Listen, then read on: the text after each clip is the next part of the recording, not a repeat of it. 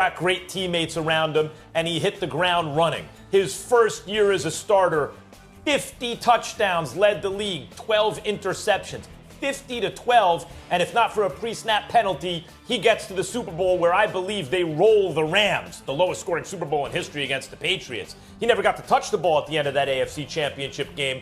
Brady threw a pick to end the game. They should have won the Super Bowl that year. But you know what? They didn't. Them's the breaks. Comes right back the next year. Improves his touchdown to interception ratio 26-5 and wins Super Bowl MVP, coming back in 3 consecutive playoff games. Double digits in the Super Bowl, down 10 points in the fourth quarter, calls his own number, does like a 15-step drop and throws the ball 60 yards. He's just the best.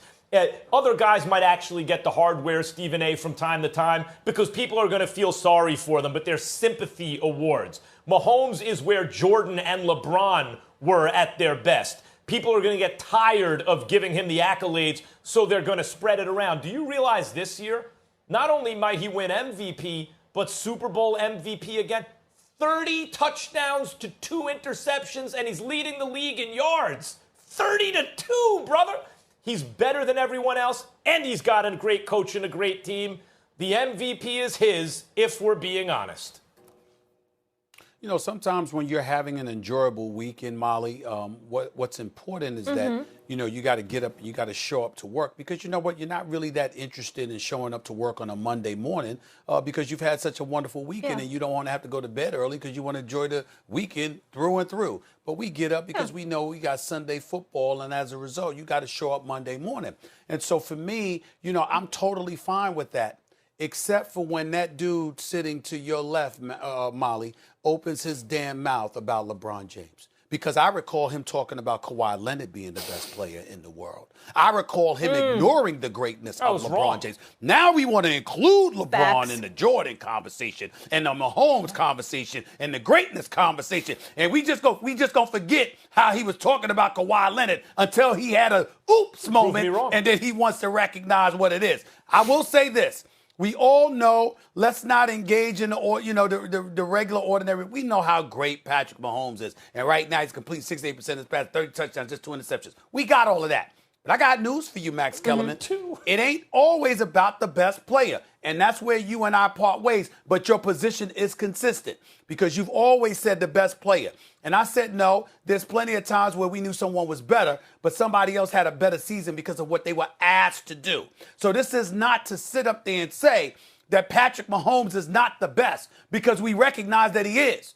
But when you talk about most valuable, when I see Tyreek Hill at wide open, when I see Travis Kelce taking brothers to school, when I see Watkins and McCole Hardman and these boys balling with Andy Reid and Eric Bieniemy, I'm looking at a bevy of riches. When I look at the Tennessee Titans and I see what that brother Derrick Henry is doing, I ask a simple question.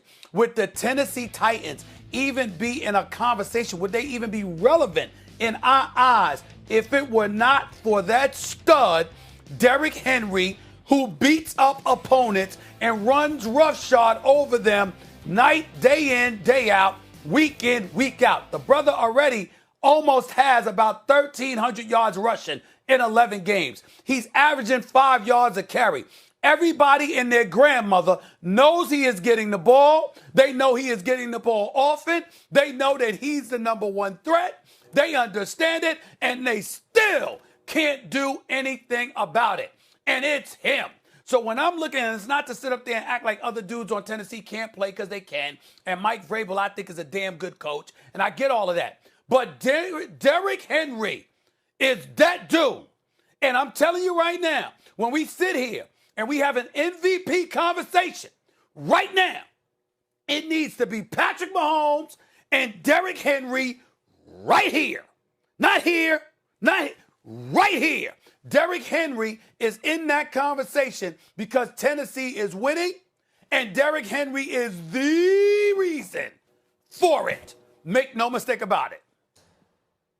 Derrick Henry is a great player. He is not in any conversation with Patrick Mahomes, and it's no offense to Derrick Henry. In fact, as I've quoted Casey Joyner, the football scientist on the show, Stephen A., I quote Warren Sharp, Casey Joyner, the guys who crunch the numbers. In fact, the running back returns are very heavily dependent on run blocking. Yes, a great back will get more yards than a mediocre back if the run blocking is good. But I don't care how great you are. If the run blocking's no good, you ain't going to get anything. The main value for a running back like Derrick Henry is you save a roster spot because he's as good on his 300th carry as he is on his first, right? A bell cow guy. That's the main value. It's no knock against him. It's the nature of the position.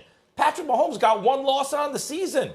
He's the reigning Super Bowl MVP. After he was the reigning MVP, he might get both this year. One loss on the season.